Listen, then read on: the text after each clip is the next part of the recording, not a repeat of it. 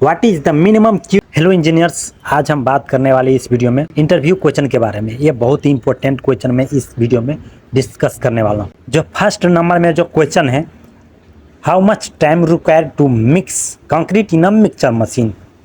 जैसे आप लोगों को दिख रहा होगा वीडियो में, ये हमारा मिक्सचर मशीन है। मिक्सचर मशीन में अगर हमें कंक्रीट मिक्स करना है, कंक्रीट मिक्स करने के लिए मिक्सचर मशीन में कितना टाइम लगता है। जैसे इस लैंग्वेज का आपको हिंदी में अगर कन्वर्ट करना है, मिश्रण मशीन में कंक्रीट मिलाने में कितना समय लगता है। तो आप लोगों को दिख रहा होगा वीडियो में, ये हमारा मिक्सचर मशीन है।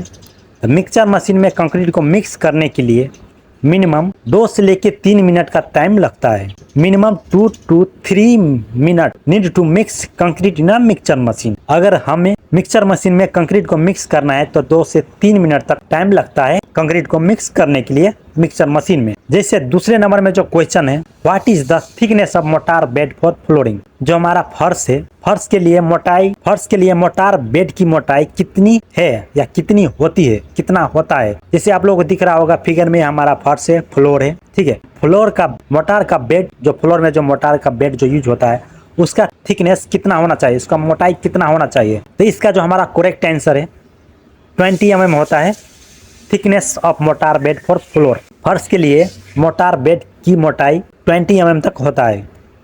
तो आई होप आप लोगों को समझ में आ रहा होगा। अगर आप लोगों को अच्छे से समझ में आ रहा है तो इस वीडियो को लाइक करना मत भूलिएगा। अगर अभी तक आप लोग इस चैनल पर नए हो तो प्लीज़ चैनल को सब्सक्राइब कर लो और बेल आइकन को प्रेस कर देना, क्योंकि मैं SI civil engineer related video लेके आता रहता हूँ। जो नेक्स्ट है 3 नंबर में, next question, what is standard height of kitchen counter top. जो हमारा किचन काउंटर टॉप है, उसका स्टैंडर्ड हाइट कितना होता है। रसोई काउंटर टॉप की मानक ऊंचाई क्या है या कितना होता है। तो इसका जो करेक्ट आंसर है 36 इंच होता है standard height of kitchen counter top का। किचन काउंटर जो टॉप है उसका स्टैंडर्ड हाइट 36 इंच होता है। जैसे आप लोगों को वीडियो में दिख रहा होगा, ये हमारा किचन काउंटर है, इसका जो स्टैंडर्ड हाइट 36 इंच तक होता है। जो नेक्स्ट क्वेश्चन है 4 नंबर में, which material is use for door. Door के लिए कौन से मटेरियल को यूज करते हैं। जैसे दरवाजे के लिए कौन सी सामग्री का उपयोग किया जाता है। तो इसका जो हमारा करेक्ट आंसर है, जैसे आप लोगों को फिगर में भी दिख रहा होगा, ये हमारा डोर है। डोर बनाने के लिए कौन से मटेरियल को यूज करते हैं, टिक वुड को यूज करते हैं। जो नेक्स्ट जो क्वेश्चन है 5 नंबर में, what is the angle of hook in stirrups. जो हमारा स्टीरप्स है उसमें जो हुक होता है उसका एंगल कितने डिग्री में बना हुआ होता है। जैसे आप लोगों को दिख रहा होगा फिगर में, हमारा स्टीरप से स्टीरप में जो एंगल बना होता है हुक का, वो 135 डिग्री में बना हुआ होता है। जैसे नेक्स्ट जो है 6 नंबर में, what is the minimum hook length for bar. Bar के लिए न्यूनतम हुक लंबाई क्या है, कितना होता है मिनिमम हुक लेंथ बार के लिए।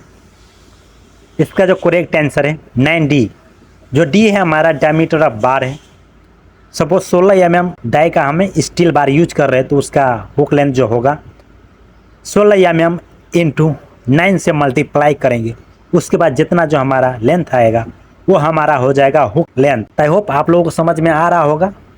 अगर आप लोगों को अच्छे से समझ में आ रहा है तो प्लीज़ वीडियो को लाइक करना मत भूलिएगा। जो नेक्स्ट क्वेश्चन है 7 नंबर में, the instrument use for accurate centring in plane table survey. Plane table survey करना है हमें, जो हमारा प्लेन टेबल है उसको सेंटरिंग, एक्यूरेट सेंटरिंग करने के लिए हम कौन से इंस्ट्रूमेंट को यूज करते हैं। इसका जो आंसर है प्लम्बिंग फोर्क को हम यूज करते हैं एक्यूरेट सेंटरिंग करने के लिए। प्लेन टेबल को एक्यूरेट सेंटरिंग करने के लिए हम लोग प्लम्बिंग फोर्क को यूज करते हैं। जैसे नेक्स्ट जो क्वेश्चन है 8 नंबर में, what is the thickness of ceiling plaster. जैसे आप लोगों को वीडियो में दिख रहा होगा, हमारा सीलिंग है। अगर सीलिंग में हमें प्लास्टर करना है तो उसका थिकनेस कितना होना चाहिए, कितने mm से लेकर कितना mm तक हमें प्लास्टर करना चाहिए सीलिंग में। तो इसका जो आंसर है 6 से लेकर 8 mm तक थिकनेस का प्लास्टर करना है हमें सीलिंग में। आई होप आप लोगों को अच्छे से समझ में आया होगा। जैसे नेक्स्ट जो क्वेश्चन है 9 नंबर में, what is the dead load means. Dead load means क्या होता है। Dead load means self weight of the structure. कोई भी एक स्ट्रक्चर है, सपोज बिल्डिंग है या ब्रिज है, उसका सेल्फ वेट, उसी को हम लोग डेड लोड कहते हैं। जैसे नेक्स्ट है 10 नंबर में, what is the standard height of parapet wall. जैसे आप लोगों को दिख रहा होगा वीडियो में, ये हमारा पैरापीट वॉल है। जो पारापिट वाल है, पारापिट का वाल का जो स्टैंडर्ड हाइट जो होता है 1 मीटर। स्टैंडर्ड हाइट कितना होता है पारापिट वाल का? 1 मीटर। अब ये पारापिट वाल किसे बोलेंगे? जो हमारा छत है, छत के ऊपर जो हम बाउंड्री के लिए जो हम यूज करते हैं वाल, उसी को पारापिट वाल कहते हैं। जैसे आप लोगों को दिख रहा होगा फिगर में, उससे आपको डाउट क्लियर हो जाएगा कि पारापिट वाल क्या है। जैसे 11 नंबर में जो क्वेश्चन है, व्हिच सीमेंट बेस्ट फॉर वाल, वाल के लिए कौन से सीमेंट बेस्ट रहेगा, कौन सी सीमेंट हमें यूज करना चाहिए वाल के लिए? तो इसका आंसर है OPC. OPC means ordinary Portland cement को यूज करते हैं वाल के लिए। वाल के लिए बहुत बेस्ट सीमेंट होता है ऑर्डिनरी पोर्टलैंड सीमेंट। जो नेक्स्ट जो क्वेश्चन है 12 नंबर में, what is the minimum curing period for concrete, जो हमारा कंक्रीट है उसका मिनिमम क्यूरिंग पीरियड कितना होता है? जैसे 1 नंबर में इन नॉर्मल वेदर के लिए, अगर नॉर्मल वेदर है वहाँ पर हम कंक्रीट वर्क कर दिए तो उसका जो मिनिमम जो क्यूरिंग पीरियड होना चाहिए नॉर्मल वेदर के लिए 7 डेज तक हमें क्यूरिंग करना चाहिए कंटिन्यू। ये मिनिमम है नॉर्मल वेदर में अगर हम कंक्रीट वर्क कर दिए तो। जैसे दूसरे नंबर फॉर ड्राई और हॉट वेदर, सपोज हमारा ड्राई प्लेस है या हॉट वेदर है जहाँ टेम्परेचर ज़्यादा है और वहाँ पे हमें क्यूरिंग पीरियड 10 डेज तक करना है मिनिमम, ठीक है। जो नेक्स्ट क्वेश्चन है 13 नंबर में, for which test universal testing machine is use. जैसे आप लोगों को दिख रहा होगा वीडियो में, हमारा यूनिवर्सल टेस्टिंग मशीन है।